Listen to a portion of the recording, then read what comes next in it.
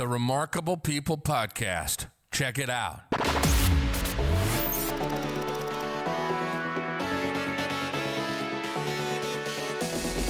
The Remarkable People Podcast. Listen, do, repeat. For life.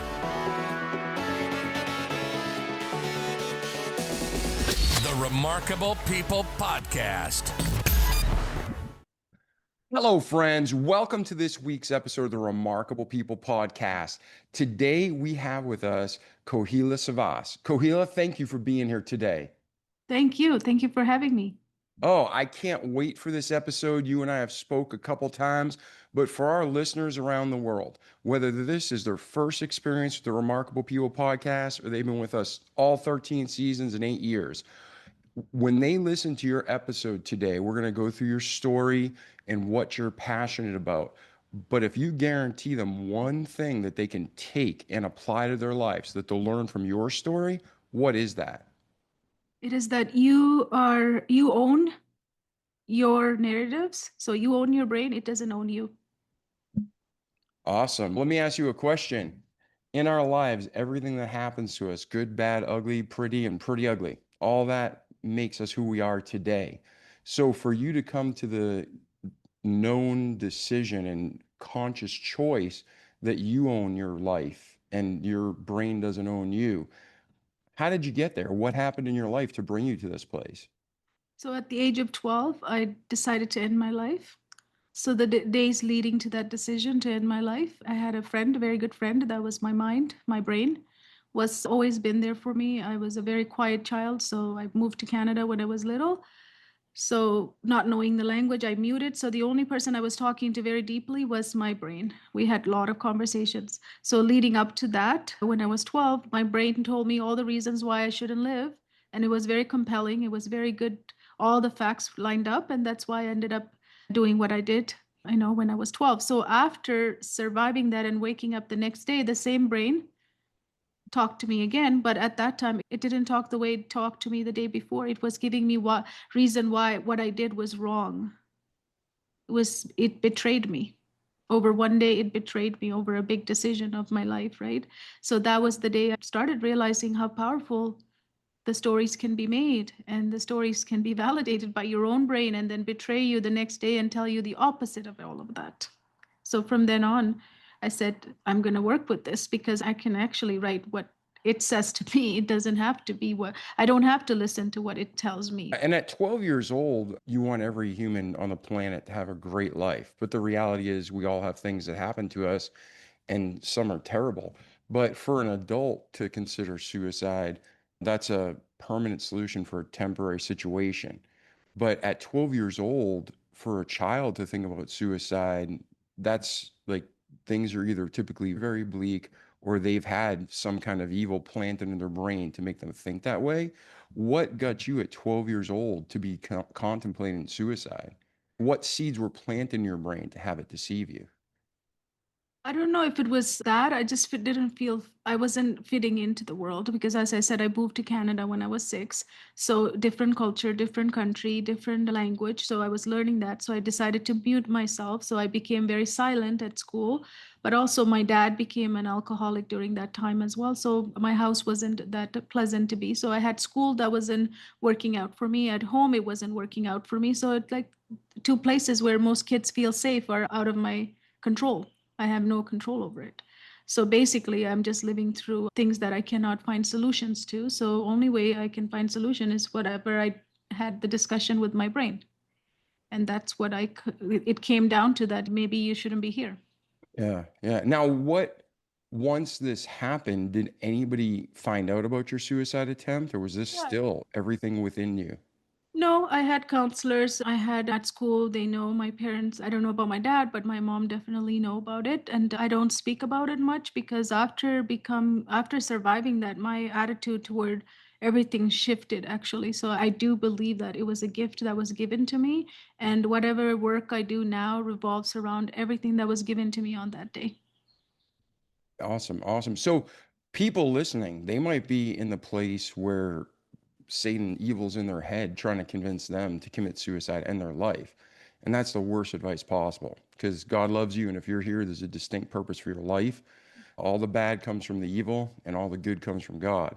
So if you're going through a hard time, there's a reason why God's not causing it, but why he's allowing it, because it will benefit us all ultimately. But for the people who are listening that are contemplating potentially suicide, what advice do you have for them that you learned from your experience to be encouraged by it? And like you said, that was a paradigm shift that made you stronger. Yes. Just even the thoughts that are coming to you right now, I would challenge each one of them. Like, why is it coming up for you that way? Why is it not the other way around? Why is it telling you that you should end your life? You should question it every angle possible. And then it will tell you, like, oh, nobody cares about you. Okay, let's examine that. Nobody really cares about you. Who are these nobody? And when it comes to it, nobody is in your life. They're not that significant, but your brain makes it to be so significant during this time, right? So I would challenge that, these nobodies. And then everybody hates me is another statement that would come during that time. Okay, let's examine all of the everyone one by one. And do they really care if you live or die? If they don't, they shouldn't be even part of the conversation, right? Kick them out, put them far away from your life, because we don't know which people needs to be close to us and which are the people that needs to be further away from us. Sometimes we crowd all of the people close to us and then we say, I don't have room anymore.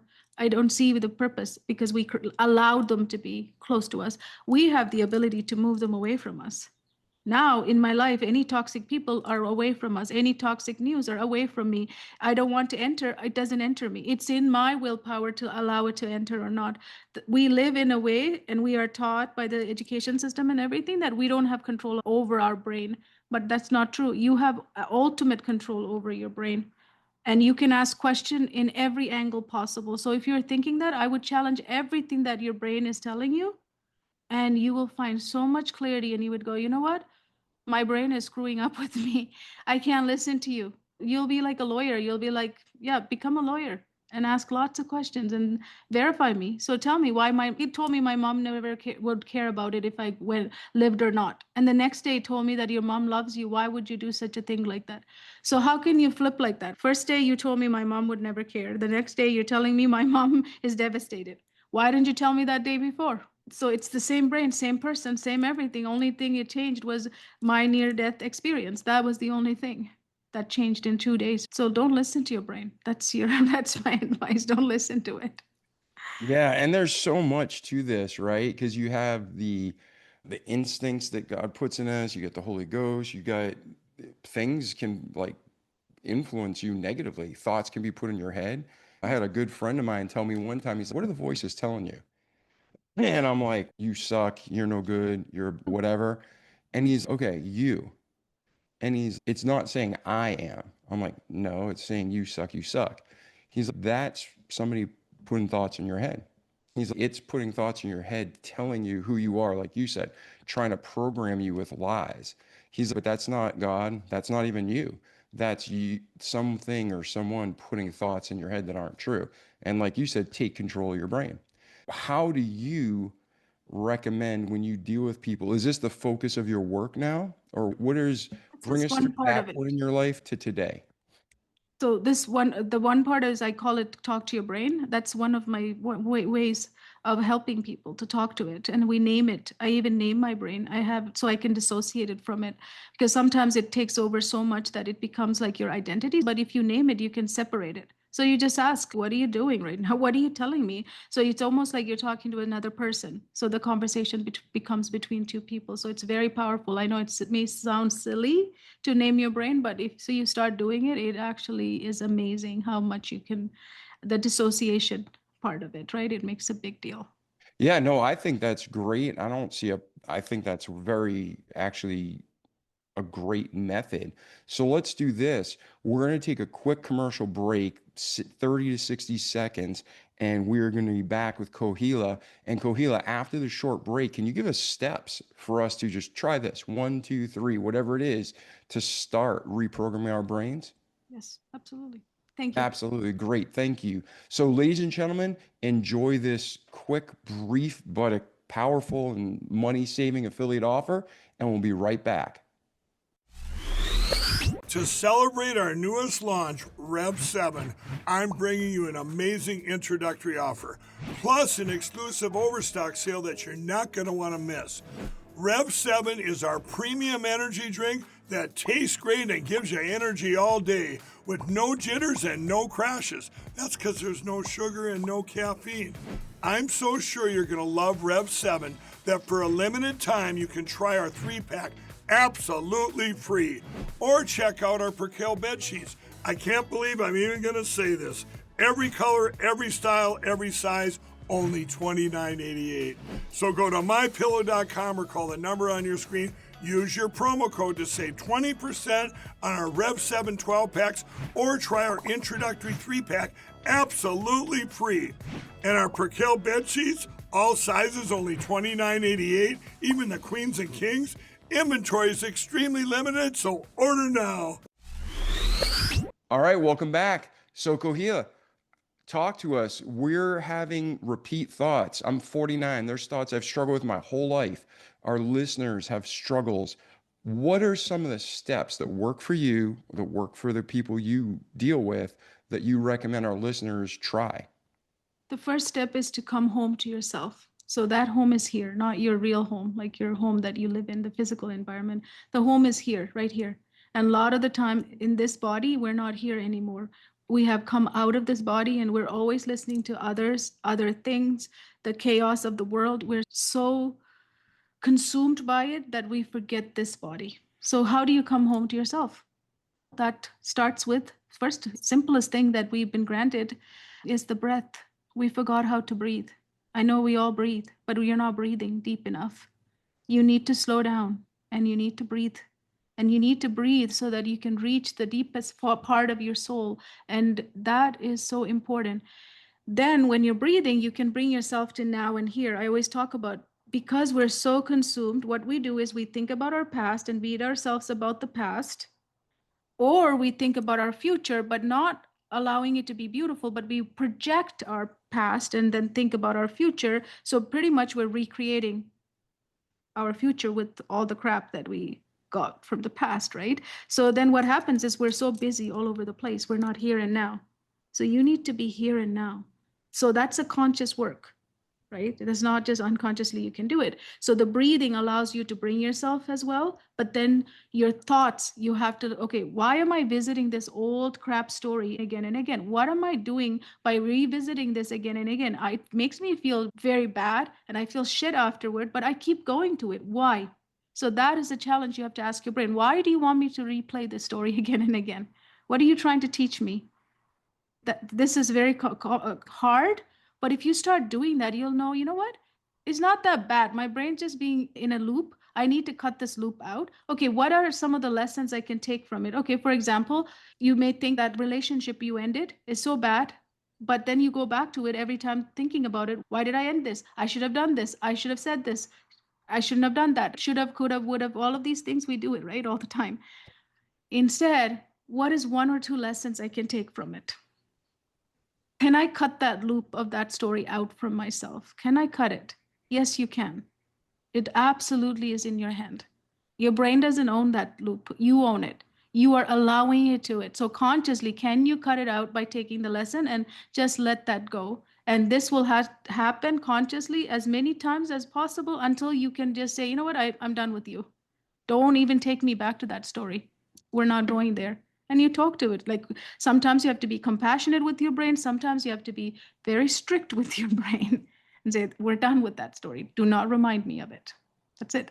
And then we are also busy with the future, right? So if you're creating the future, do you want to replay the future with the past crap, or do you want a new future? Only way to allow the future to come to you is set intention and release it.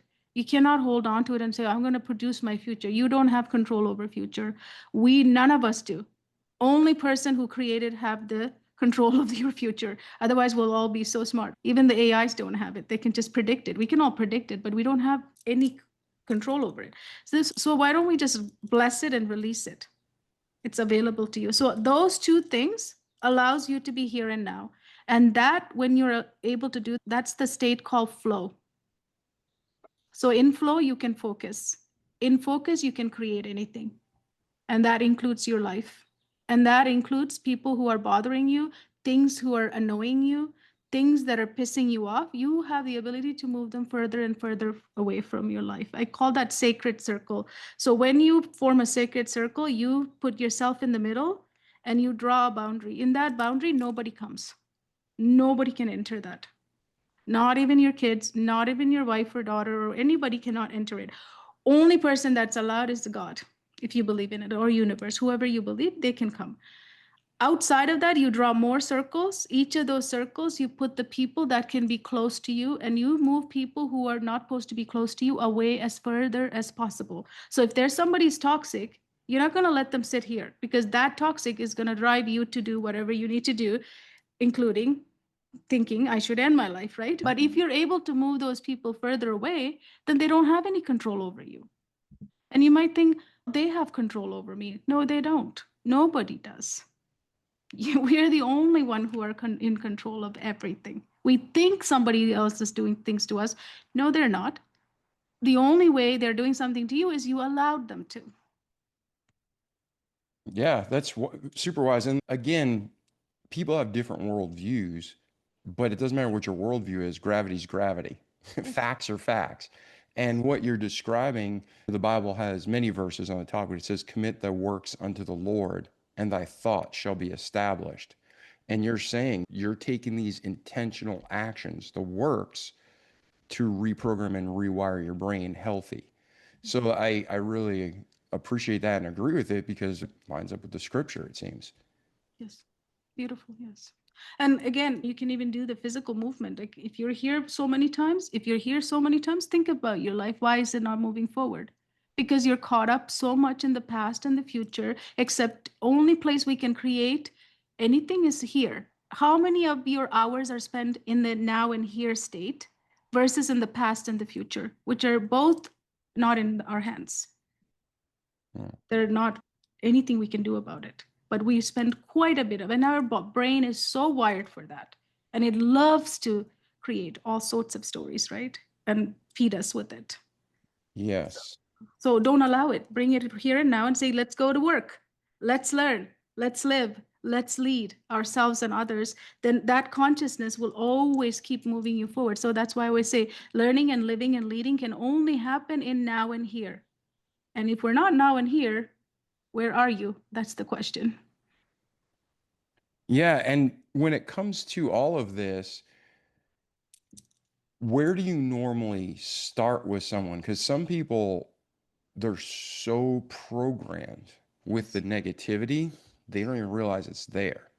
And other people are exhausted because they're being beat up all day and they hear it, but they don't know how to stop it. So we talked about the coming home to your heart and breathing and being the here and now. What do you recommend is the most powerful first step? Yeah, before all of that, I have a 5A journey that I take all of my coaching clients through. It doesn't matter what age, what label they carry, or where they are at their stage of life. It doesn't matter. This 5A is universal for all human beings. So those 5A's, our first A is awareness. Without awareness, you will not be able to do any of the work that I just talked about. Awareness is what? Awareness is about yourself. So just for weeks and weeks, just notice. Don't change anything about yourself. The minute we start changing it too quickly, we become what? We will most of the time deny that it's even there or start fighting it.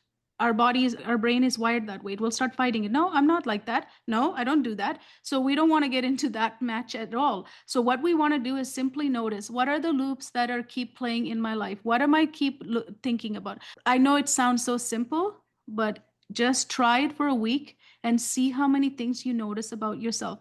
Because what we are trained also is to notice about other people. We know what other people are doing. If we ask me, I know what my son is doing, what my husband's doing, I know everything. I'm watching everyone's move. But how many times do we take the time to watch, what am I doing? What is the pattern do I play out in this? What loop am I creating day after day for me? So the noticing is the first step. Second step is alignment. Second A in that process is alignment. That is where we start coaching people to bring alignment. I have 12 systems that I go through in our body because we are a biologically living system. So that means so many variables are affecting us. We cannot just say, I'm going to start performing, I'm going to start living, I'm going to start leading until all of those systems are in alignment. And we talk about nervous system, emotional system, but there are more than that. So we're going to look at all of those systems and then get into alignment. Then we have to activate them. That's where some of these things that I just talked about will come in. The breathing, the being here and now, talking to your brain, your sacred circle. Who are you keeping so close to you? Do you even have a sacred circle that nobody enters? Right? You have to create that before we can move on. So when all of that is created, we enter the stage now or phase, which is acceleration. This is where you're going to see results in your life. You're going to start seeing results. This is when we then add all the strategies, all the tools, all the skills that you want to learn comes at acceleration. So when all of these A's comes together, you will achieve anything you want in life. And this is how I've been working with kids and all parents and all ages for the past 25 years. So when all of that comes, the byproduct is output that you desire when it all comes together. So that's how we get into flow as well. In acceleration, you're in flow and focus. Until you get into acceleration, you're not in flow and focus. And when somebody tries to perform or get good grades or any of that things, it means that you're not in flow and you're trying hard. And when you try hard is why it becomes so hard to continue. We give up because we're doing it not in the state of flow. Flow is the state that is required for all things to happen. So how do we get to flow is the question. Next question, right? How you have to ask.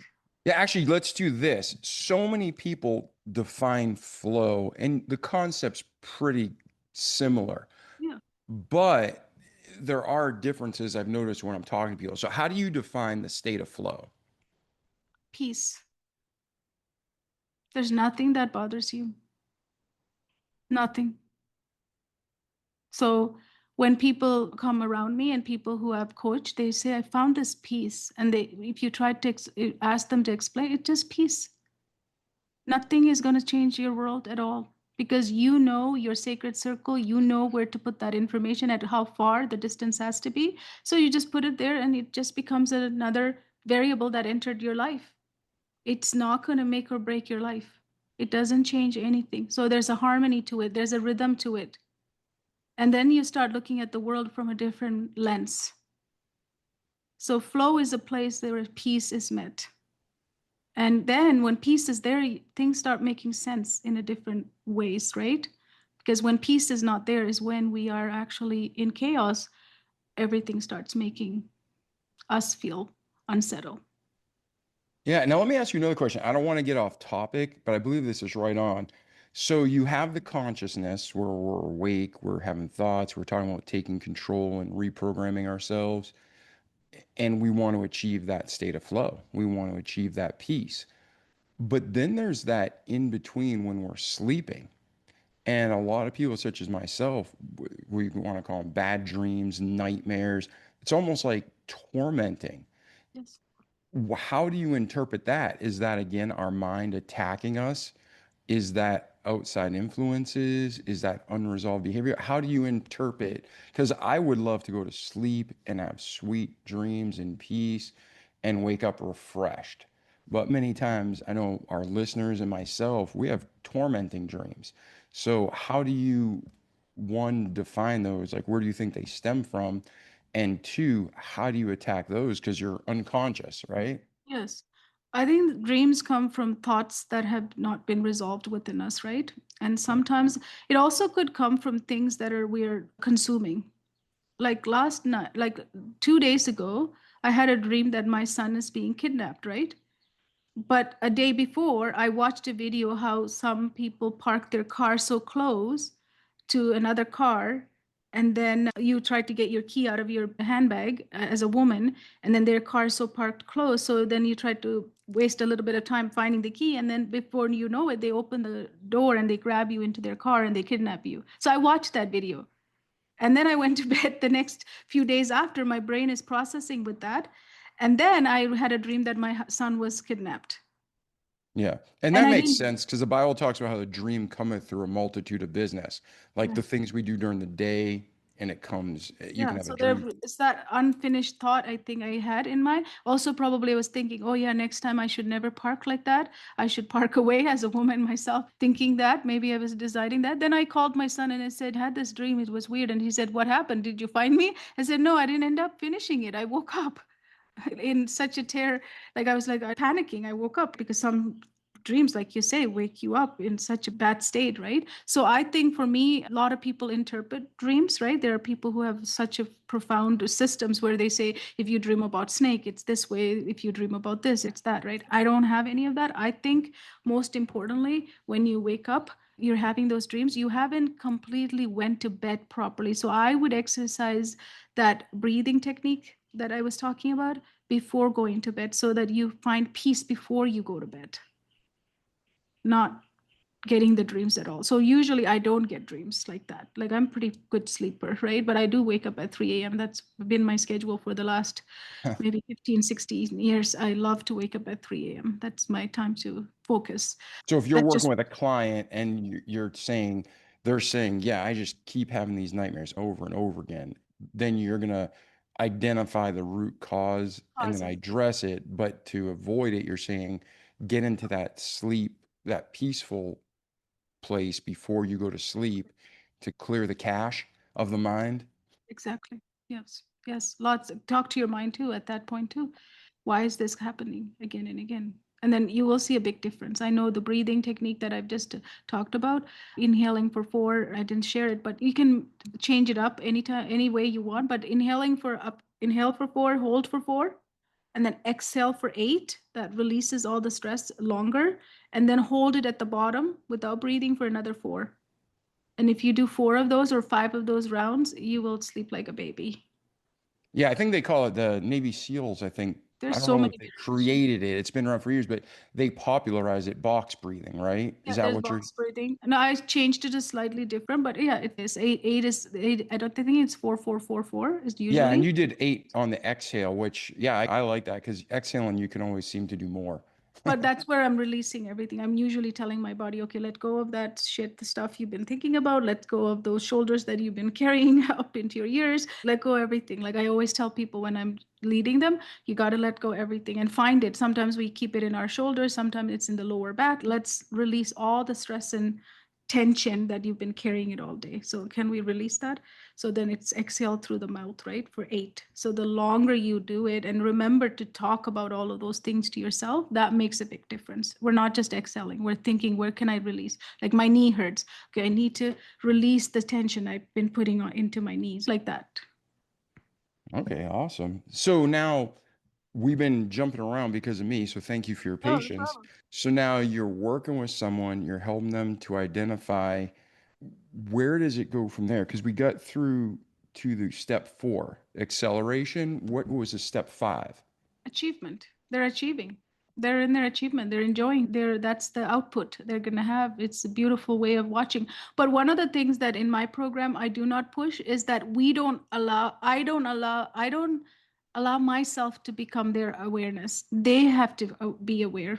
Like they have to notice. So basically what I do is I hold space. I know almost what's going on, but I won't even say it. Because you know how when you say it to somebody, they'll be like, no, that's not my problem. No, I don't think so. You don't want to be that coach who says something and someone says, that's not thinking about it. You have to let them come to that conclusion themselves. And then you just have to make conversations with them enough to get them to recognize, oh, I do play this. I am this way. They have to have that revelation like themselves. So a lot of coaches, what they do is they tell you, here's what's going on with you. So in our process, I never tell anybody what's going on. They are completely coming to awareness by themselves. That's the power of it. Yeah, and then there's people on the flip side that have been told their whole life how to think, and they're Yeah. like, what do I think? They need to learn to think on themselves. So yeah, I can totally see that. So there's a lot of holding space with with respect. When I hold space, there's a lot of respect and a lot of compassion. So it's not like we shouldn't be thinking like that. Why would you end your life? It's not like that. It's compassion for even them thinking that way, right? It's compassion for that. And care and compassion wins all the time.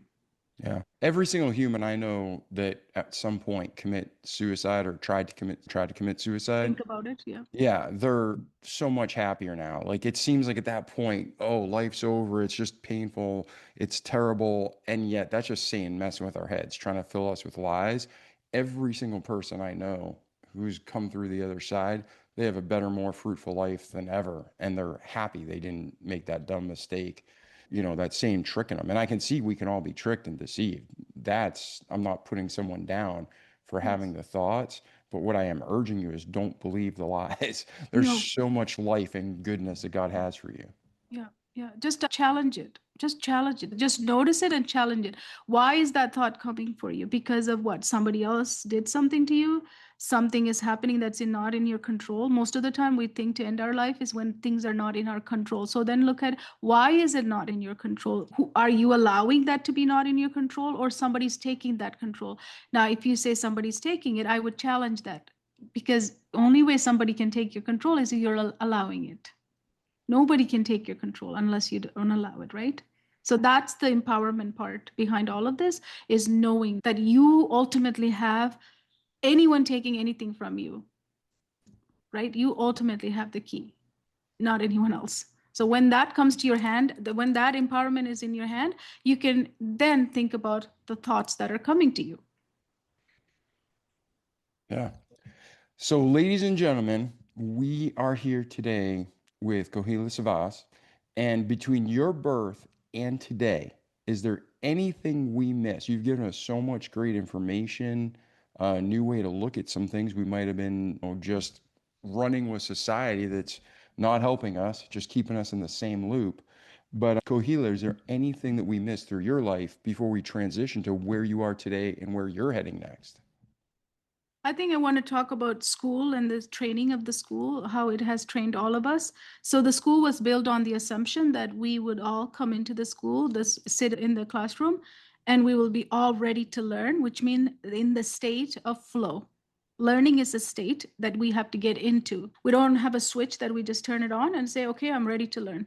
So when we were going through that system, which assumed that all human beings will come and act as basically a robot to be in the state to let's go. So we never prepared ourselves in that readiness. So I call it, my system now is called Readiness OS. So there's a phase before being demanded to produce or perform, because in school we perform, right? So that readiness phase was skipped. It was assumed that we would come ready for it, but we're a biological system, living system. We need to, just like anything else, right? If you want to fly a plane, you have to get it ready. If you want to drive a car, it has to be ready, right, with whatever it needs. So this is also a machine. This is a living machine. My body is a living machine. Have I got everything ready to learn? Because you're asking me to output. But that part was missed. So that is what we carry into our later life as adults. And then when we come out of school, we then feel like all these pressure because we never learned how to be ready. We never give us that space to get ready. There's no grace in our life for that. We just want to produce. We want to produce. And then we have, followed by the education system, we have personal development. They've got hold of all sorts of stuff. And then they tell us, try this hack, be this way, do this way, all generic information thrown at us. And then what all of that does is makes big confusion. And then I feel like a big failure because everything else works for everyone except me.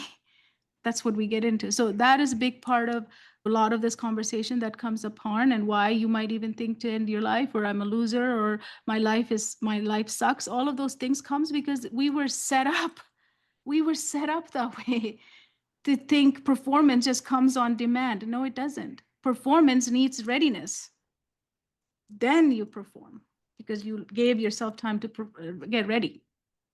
Yeah, and the word you use, confusion, is perfect, because when people aren't thinking clearly, they're confused. And the Bible and experience shows that Satan is the author of confusion. It says that in the Bible, Old Testament and New, and it's true. Satan wants to confuse and get people where they don't know what's right, and then he wants to exploit you. So I think you're, once again, Kohila, right, spot on. Where are you today and where are you heading next? You've helped us as a community. How can we help you? And if our listeners want to reach out to you, learn more about your programs, what's the best way for them to connect? As you said from the starting, I love what you said was that whatever we go through, it's going to make us, right? So if you're going through a hard time, just take all of those hard times into something that makes it a purposeful life. And that's what I built. So I became a teacher at the end of all of that. And I was very successful in math. And I wanted to help others in math. But I entered the school system. I didn't find myself being that as helpful. I was just trading my time for paycheck. I thought that's not the path I'm here for. So I started my tutoring business, and then there two people wanted to buy marks. Again, it didn't sit well with me. I wanted to create lifelong learners. I want to get them ready to learn, not just come to me for marks. So I started switching Hold on, I into. just want to make sure we're clear on that. When you say buy marks, they were just trying to pay you to take a grade, like give me a No, not to pay me to take the grade. They're just coming to get their grades increased. So basically, Got their you. outcome is my grades, not can I become an independent learner. Yeah, Right? they're not learning. They're just going through the system trying to get a high performance. Got Yes. you. So I Yeah. was the person who was going to get them there. But at the end of it, I felt like, did I really help them or did I just buy the marks for them? Basically, I helped them buy the marks. Yeah. That's not what I wanted to be in business for. So that's how I shifted over to coaching, this type of coaching. And then my students never struggled with math. Sometimes we think we struggle with the skill. That's not true. You don't struggle with the skill because if you're learning something, that means you haven't learned it before. So that means that you need to give that time to get to learn those skills, right? In parts of our life. What really we struggle with is the readiness part. We're just not ready to learn the skill.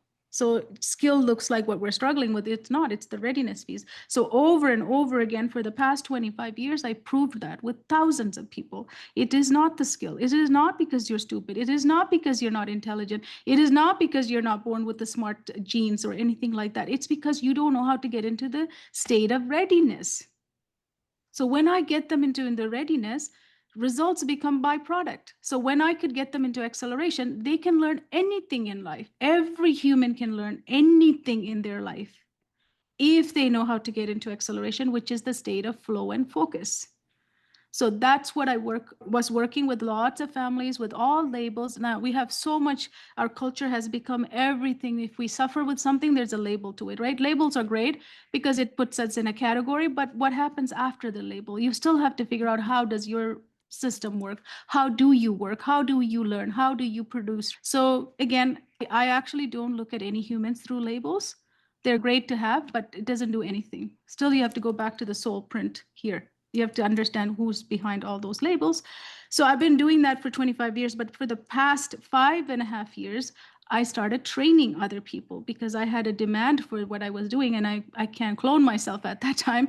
So now we can clone, but at that time, 5 years ago, it wasn't possible. So I started helping other educators, other coaches to start their own business. So now I have over 300 plus educators and coaches who are trained and under this methodology. So they help more than thousands of people that I could have helped. So we are actually a growing company. This is what I do. So I serve parents, I serve anybody who's blocked.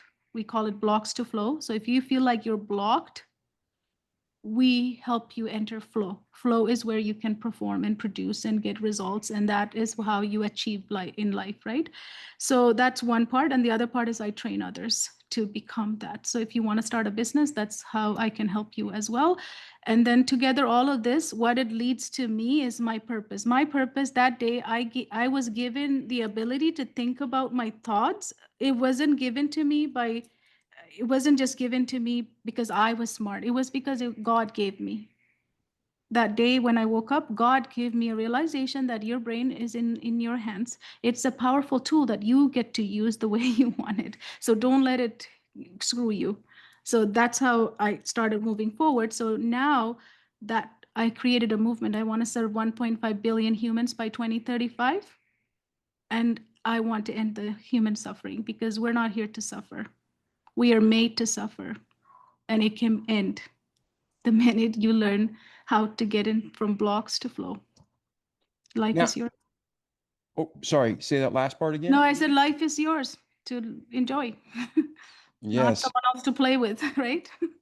Now, if somebody wanted to go to your website or learn more, what's the best modality to reach out to you? Facebook, LinkedIn, your website? Everywhere. I'm now Google's global figure, public figure, but besides that, I'm on all social medias. But besides that, Holistic Success Codes with the W, holisticsuccesscodes.com is my website. Awesome. It has been a great interview, and thank you for spending time with us today. Now, between your birth and today, is there something we didn't cover that you want to cover in this interview? Or is there any final words of encouragement you want to leave with our remarkable community?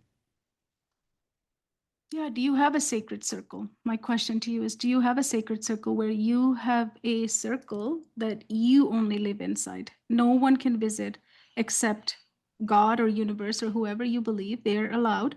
Do you have a sacred circle? Are you able to put toxic things and people away from you? Can you separate them? Because just that, if you start doing, you'll see big changes.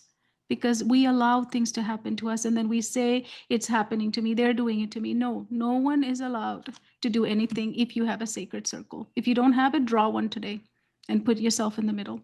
And at all cost, keep everybody out.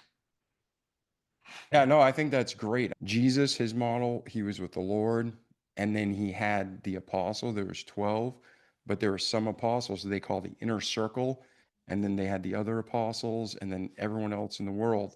So I think, again, what Kohila is describing has biblical premise.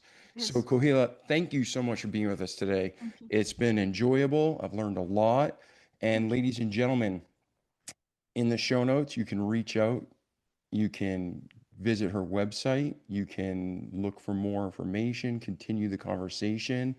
And like Kohila said, she doesn't just have herself, but she has a whole team of teachers around the globe ready to help. Kohila, thank you so much for being Thank with us you. today. Yes. Thank you. Thank you for having me. Oh, it's been an honor. And ladies and gentlemen, like our slogan says, don't just listen to great information, but do it. Be consistent, form positive habits, repeat the doing each day so you can have a great life in this world, but more importantly, in eternity to come. So I'm David Pasqualone. This was our remarkable guest, Kohila, and we look forward to seeing you in the next episode. Ciao. Ladies and gentlemen, I sincerely hope this show has inspired you.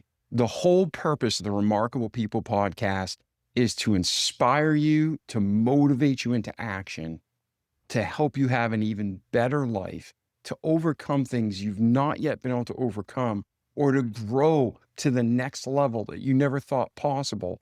And all of this, not just to benefit you in this world, but to have you come to a relationship with God where it grows every day stronger, and not just this world is blessed, but your eternity is blessed. And we sincerely want to do just that and to glorify God. And we hope with this episode, we accomplish that. If we did, please let me know. It's great to be encouraged and to spread the word to our remarkable guests that it helped in your life. If we didn't, let me know. Write me an email. You can go to davidpasqualone.com, go to our contact us page, and let me know what you think. I got tough skin. Let it rip. Anything you can think of to make this a better podcast, to help you grow and to glorify God, I'm in. So that's it. Thank you for listening to the podcast. Thank you for sending us feedback. If we can help you in any way, let us know. And if you can spread the word about the Remarkable People podcast, share the episode to your friends, your family on social media, it would be a huge honor and blessing. Again, I'm not trying to be the most famous podcast in the world for my benefit. I truly want a podcast that's the best podcast in the world to help as many people as we can to have a better life, come to know Christ, to grow in the Lord, and to have that salvation so they can be with God in peace and joy in eternity. And right now we're together on this earth, so let's do everything we can to work together and help each other grow. Like the Bible says, love the Lord thy God is the first commandment, and the next commandment is to love thy neighbor as thyself. So let's do it together. I'm David Pasqualone. I love you. not as much as God loves you, but if I can help you in any way, just ask. And again, please share this with your friends and family so we can help them too. Ciao. See you in the next episode. The Remarkable People Podcast. Check it out.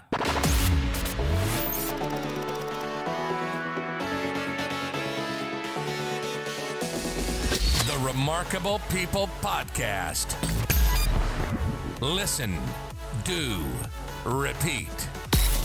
For life.